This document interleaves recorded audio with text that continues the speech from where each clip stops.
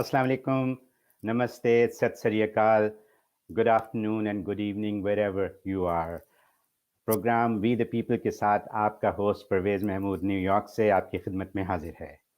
ख़वातीन और हज़रात, आप जानते हैं वी द पीपल ऐसा प्रोग्राम है जिसमें हम आपकी मुलाकात करवाते हैं ऐसे एकम्पलिश्ड साउथ एशियन से जो अमेरिका में रहते हैं और यहाँ पर आने के बाद उन्होंने एक ऐसा स्टैचर, एक ऐसी चीज़ हासिल कर ली है कि वो यहाँ पे वीवीआईपी बन जाते हैं। ये उनकी मेहनत का सिला है जो कि वो इतने अकम्पलिश और इतने सक्सेसफुल हो जाते हैं। आज भी मेरे साथ ऐसे ही मेरे एक दोस्त हैं, न्यूयॉर्क की बड़ी शख्सियत हैं, मशहूर शख्सियत हैं, mister Vino Varghese. Hi, good morning, Vinoo. How are you? I hope I didn't bore you reading all the things, but there are more. I printed something more about you from the internet, but I said let me stop here because talking it's your day to talk more. How are you doing? I'm well. Thank you for having me, Parvez. It's good to see you. Of course, you're more than welcome. Um, um, Vinu, you are here. You have a firm called Varghese and Associate PC, which is on Wall Street, and that's where you're sitting currently. I am in Long Island, so we're talking like that, and people are watching us all over the world. But my first question to you is, Vinu, that why are you in this country? Why are you in USA? Well, I have to thank the New York State. Back in the 1970s, there was a large nursing shortage in New York. So at that point, immigration was opened up to a lot for women from Kerala, where my family's from. I was born in Bombay, Okay. but my mother was a nurse. Oh, She studied nursing in Bombay, okay. and she got a nursing visa here. And a few months later, my father came. I'm sorry, we came 14 months later. So I was Oh, born in okay. 72, and I came here on Christmas Day, 1973. So I have to Wow. thank and that's why in New York, a lot of in the older hospitals, the older women, not so much anymore, but are women from the Philippines and women from Kerala. Earlier, there was a influx of doctors from India in the Yeah. 60s, but then the nursing shortage in New York opened up for a lot of people from Kerala.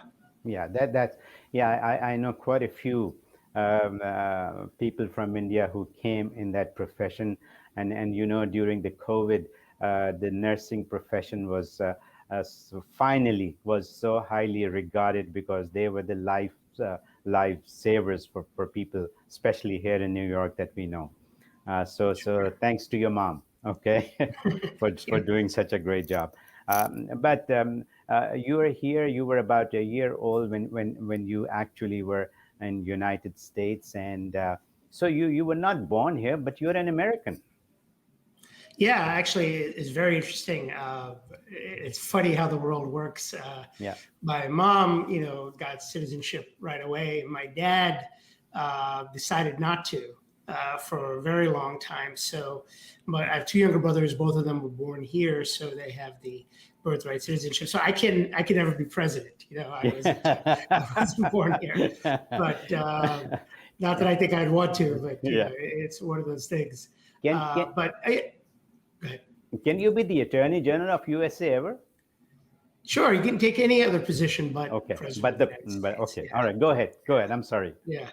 So, just a really funny story. I'm sure a lot of your viewers had this, where my dad was holding on to staying, in India, but my mother was able to bring many of her relatives over, but my father's side there sadly was not because he didn't take it. And Hmm. by the time that he took it, it was pretty much too late. So I really don't have any relatives from my father's side here, Okay. but plenty from my mother's side. So. Okay. Okay. So you went to school here, and did you learn your native languages? What else do you speak besides English? Malayalam. I speak Malayalam. That's the first language I spoke. And Okay. How yeah, my how how Malayalam. how about Urdu and Hindi? No, my parents speak. So when I was growing up, because they were in Bombay, when they didn't want me to understand anything, they would speak in Hindi. So Okay. Okay. to keep me from understanding, or they were arguing or talking, whatever they were saying. And so I used to irritate me, because we would watch both Malayalam and Bollywood films. And Right. Bollywood films, Right. most of the time, if they had subtitles, it was fine. But Yeah. sometimes they wouldn't have subtitles, and my parents would translate for me. So this bothered me so much that when I got to college, I petitioned to get Hindi into the curriculum.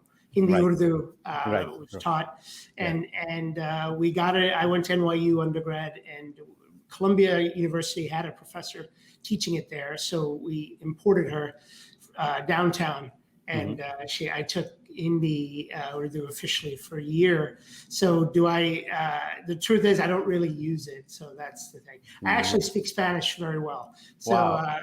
I grew up, actually, I took French in high school. So my French, actually, I was like a grammar champ. But I don't really use it, but I do use Spanish. And it is America's second language, so I think it's important everybody learns Spanish. Yeah, that is true. Anybody going to the school, Spanish becomes their issue that they need to learn, because half of their friends are Spanish speaking. So you have no choices there. But the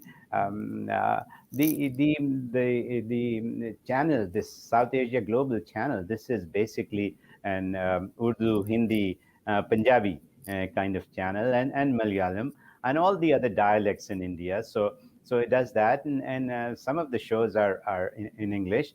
My show, this We the People, basically is in Urdu, Hindi kind of show. So I have my questions in Urdu and Hindi, and you're going to be dealing with it now. Hopefully get somebody translate for me. I'm just kidding. So let me ask you, you grew up here in New York? Yes, I grew up mostly in Brooklyn and Queens. Okay. My parents had put me through the Catholic schools, growing up, pretty much grammar school through high school. Right. I went to Catholic school. I went to an all-boy Catholic school. In high school, we moved out to Nassau County. I went to a Catholic school out there in Mineola called Chaminade. It's all-boy Catholic school. But then went secular after that to college, New York University. Then worked, and then Brooklyn Law. Okay. Vinoo, they're telling me to take a short break. So let's take a short break, and I'll come back after the break.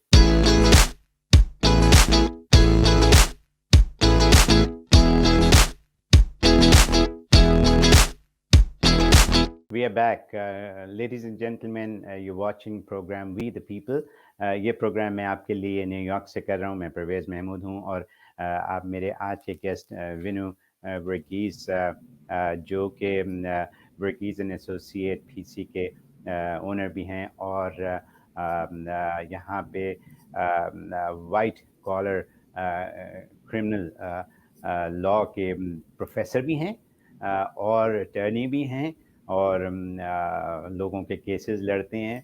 इन्होंने Brooklyn में ये assistant DA भी थे, जिसका मतलब ये है, being a DA of a borough is again that's not a joke too.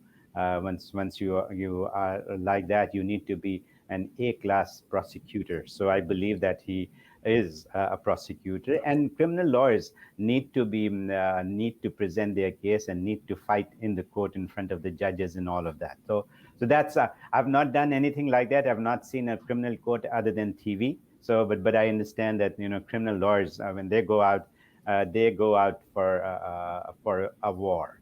Is that true? It is. It's really the American gladiator system is really what goes on in the criminal courts, whether it's in state court or federal court. It's a war. So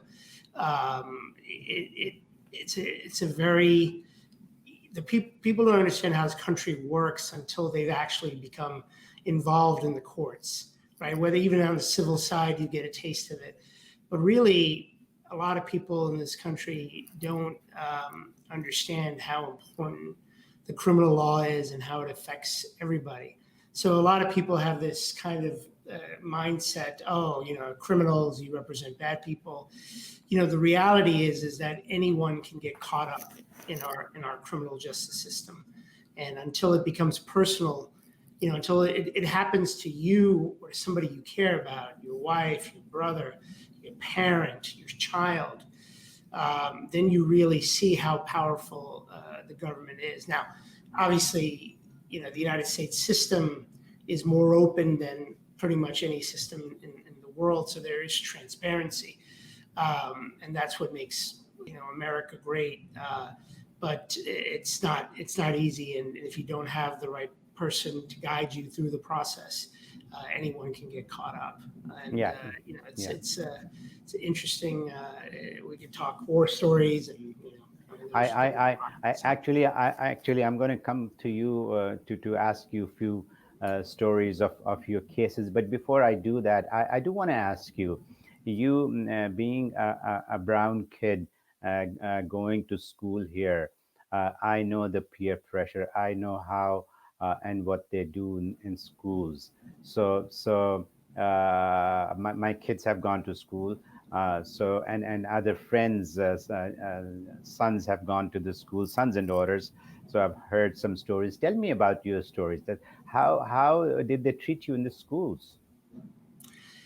Growing up, when I was in Brooklyn, in my early part of grammar school, not so much of an issue. But when we moved to Queens, when I was in fourth grade in the early '80s, that was a jarring experience because of at the time we moved into a heavy Italian neighborhood, and the Italians, historically were, they had their issues when they've moved in, much earlier, decades earlier, and then they went from, being the bullied by the Irish to then themselves becoming the bullies. So with this, for me growing up and in this area, Queens, Bayside, Queens Village, that it was a lot of Italians, and I dealt with a lot of racism, and because when you're the new person in the group, there was maybe, I remember in my class, there was like one other Filipino kid, maybe one Haitian kid. Everybody else was white. And there was a lot when you'd go, and I'd play sports. So I played baseball, I played soccer, I played basketball. I was a good athlete. But, you had to constantly prove yourself. So I was being called Hindu, Gandhi, Dahed. I mean, I'm Christian, but these are the things they don't care. The funniest experience. So one of the good things that my mother did was, from an early age, put us into martial arts. So I studied Taekwondo, and because I was small. I was a small guy. I'm still not the tallest guy in the world, but I was very strong. So I was able to defend myself. And with the martial arts, I'd get into a lot of fights. That was natural. You'd get into a lot of fights. And one of the funniest experiences that I think you'll find is very amusing. Yes, please. I was this one. I remember. I would think by the time I was in seventh grade, one person said to me, and I will never forget this. To this day, I still tell the story. It's like one of the funniest things. It's a guy said to me, you use the F word. You F in Hindu. Why don't you go make your pilgrimage to Mecca? Yeah. The guy didn't know the difference. Right. So I was, I was ready to punch him. And then I realized, I said to him, I was like, you're just too stupid to hit, so I'm going to leave you alone for that one. Yeah. So I had a question about your sports, and you already mentioned that you play baseball and football, I think you said, and basketball and all of those games. All the students, they do all these games, and then you're talking about Taekwondo, that you did, and that's the martial arts which is self-defense, isn't it? Correct. Okay. Yeah, it was tremendous. It really made a big difference because people. I think today in society, everybody talks about bullying, and they're trying to cut out bullying. You can't cut it out. It's there, and you have to prepare your kids. So as I got older, I did kung fu, and for the last 15 years or so, I've been boxing. American Wow. boxing, and I enjoy it. It keeps me going, keeps me in shape. I work out with a retired professional boxer 3 times a week, and Wow. it keeps me healthy. My kids train. I have a 10-year-old and a 7-year-old, almost 7, and Yeah. they both train with a boxer, and they are so big and strong. And I wanted to make sure that they would never be bullied. And Mhm. because they're so big and strong, neither of them are ever going to be bullied. And it's one of the things I think is very important. I think too many Americans, try to control behavior. You can't control behavior. You can only Beautiful. deal Yeah. with how you respond to it. Yeah. Yeah. So nobody messes with my kids. Yeah, beautiful. I tell you, one of my sons, I have three sons. My youngest son is doing jiu-jitsu. So, Fantastic. yeah, so Fantastic. his little physically challenged kid, but so he's learning something, and nobody can touch him because he's so strong and he's so fast and so quick that he puts you on the floor in less than 10 seconds.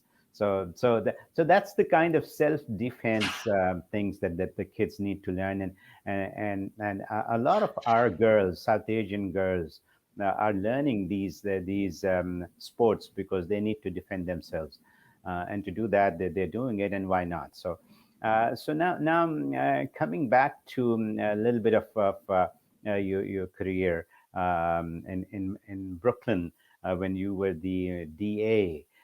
Please tell us that what kind of job is this, and what did you do being a DA in Brooklyn? I know Brooklyn is a very tough borough of United States, and Brooklyn is also the fourth largest city of United States, if I'm not wrong.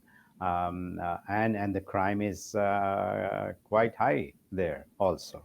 Uh, so Yeah, tell me about yeah. it. I mean, so I started in the office in 2000. I was fortunate in law school. I went to Brooklyn Law, which is a very strong regional school, and I was able to get internships with the Brooklyn District Attorney's Office in law school. I Hmm. was also able to get an internship with the United States Attorney's Office Yeah. in law school. So some of these experiences set the foundation for my career, even in law school. And I did a moot court, which was a competition. And one of the things that I got to work on as a law student Hmm. is when I was with the U.S. Attorney's Office, I worked for the Chief Assistant United States Attorney at the time. And I worked on the case of Abner Louima, which was a Haitian immigrant who was sodomized by a police officer, Hmm. Justin Volpe, in a Brooklyn bathroom, and it was international news. It was the most probably the most intense case of police brutality in American history, Really? and I worked on his sentencing, and it set the foundation. I wanted to be a prosecutor. So when I was able to, the former district attorney, Charles Hines, God rest his soul, he died about 2 years ago. He was a good man. He was a professor at Brooklyn Law. He taught at Brooklyn, Fordham, and St. John's. And so he would recruit the people that he liked out of most of his assistant district attorneys were out of those three schools. And we were, at the time when I started, I think the third largest office in the country behind Los Angeles and Manhattan or Chicago. So we were large, and certainly crime was higher. Crime has gone down since I've left. Yeah. Brooklyn has become dramatically safer. But I'm gonna hold you here for sure, a few seconds because they're telling me to take a break. So sure. break is mandatory. Let's take a short break and then we come back and continue our story again.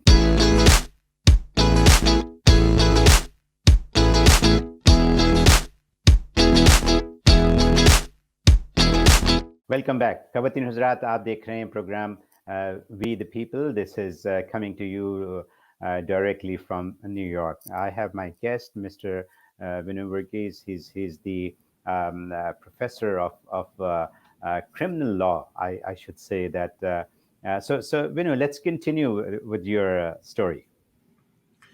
Yeah. So when I started he hired me out of law school, Right. Charles Hines, and I took the bar, I passed the bar, and we started working in the criminal courts doing misdemeanors, and we had at one time I'd carry probably up to 150 cases at a time, which was a lot to juggle. And you're trying to figure out, because the volume was so high at the time. There used to be at that time over 100,000 arrests in Brooklyn every year. Mm-hmm. Mm-hmm. And Brooklyn at the time was a place where there was a lot of violence and volume. So Manhattan had a lot of volume, more arrests in Manhattan, but a lot more of quality of life arrests, much less serious crimes going on in Manhattan. The Bronx was less volume, but higher violence. So Brooklyn was a very busy place, and I got to do a lot of trials. You learn early on the world isn't black and white. You kind of grow up with this image, at least I did. I kind of, wanted to be a prosecutor I wanted to be a prosecutor going into law school. And then you realize that when you're a prosecutor, the world is not so black and white. And there are a lot of different and ways of looking at the world, and the world is very gray. I mean, when I was there, just over a year, 9/11 happened, and that it fundamentally altered things, and how I looked at the world as well, because I remember traveling during the time in the months after 9/11, and I carried a badge. Okay. So as a prosecutor, we carried a badge and Okay. stuff. And I remember being randomly checked Okay. in the next 4 or 5 flights every time as I would travel. And I remember I took one international trip, and but the rest of them were domestic, and constantly being selected for random screening. And so, it was a common experience for anybody that was brown and flying at the time. Yes. But it's interesting in the way the world works, because I was a law enforcement official, Yeah. and but still getting randomly screened. So that's USA. Yeah. So, but going to the courts, when you look at the world, I mean, sometimes we would prosecute people that had no criminal records, whereas the alleged victim would have a record this thick. And so you're like, what's going on here? And then a lot of times you had police officers who for the most part, were really good people overall, and I don't want to in any way diminish that. But you had some police officers who had problems, explaining themselves. Correct. And one of the things that we had to do as prosecutors is not only make sure there was a big push to get guns off the street, right? Very serious guns. It's come back today. I mean, the cops today need to be more, I would say, need to be more aggressive, back to sort of the way they were in the 2000s. Correct. But one of our jobs as a prosecutor is to make sure that that they weren't just stopping young black men, for being black. Yeah. And so we had to make sure that, these were legitimate stops, even if they got the gun off the street. That was our duty, and sometimes there was tension. So at that time, early on, there was a lot of what I did was gun cases and prosecuting and getting people and getting guns off the streets, and prosecution and making sure that these were clean stops. And that's the duty of a prosecutor. And we were at least my group in Brooklyn, we were very cognizant of that. We took our job seriously, and the DA was very good about looking at a person holistically. Yeah. So he didn't believe in mass incarceration. So there was a lot of programs. Brooklyn was a place where a lot of these innovative social justice, what they call diversionary programs, began. Yes. So we were prosecutors, but we were also social workers, and that was a big part of our job. And it formed the way that I looked at life. And then about 2000, I kept rising through the office. I was promoted. I prosecuted, my last thing there was prosecuting people that tried to kill cops. So when there was a special unit called the Assault on Police Officers program. And so attempted murders of police officers. I was on call basically 7 days a week, 24 hours seven, in Yeah. case something happened, Yeah. and I handled the prosecutions of that, and then I left, and then I was getting married. I decided to move on. I also, to be honest with you, I didn't want to be a prosecutor anymore. Right. Right. Yeah. There's a lot. There's good things in the office. There's also a lot of politics, Yeah.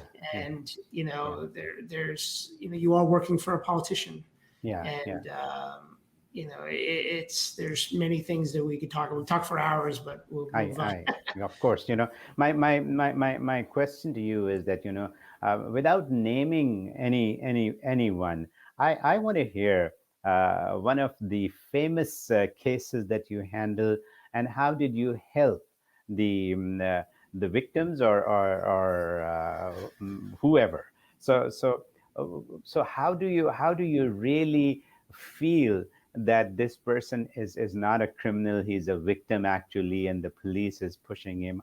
How do you get to that? Or how do you actually put somebody on the stand and make sure that this person goes behind bars? So this is kind of the job that you did. ख़वातीन हज़रात, मुझे उम्मीद है कि आपको हमारा आज का show पसंद आया होगा. Thank you very much for watching us.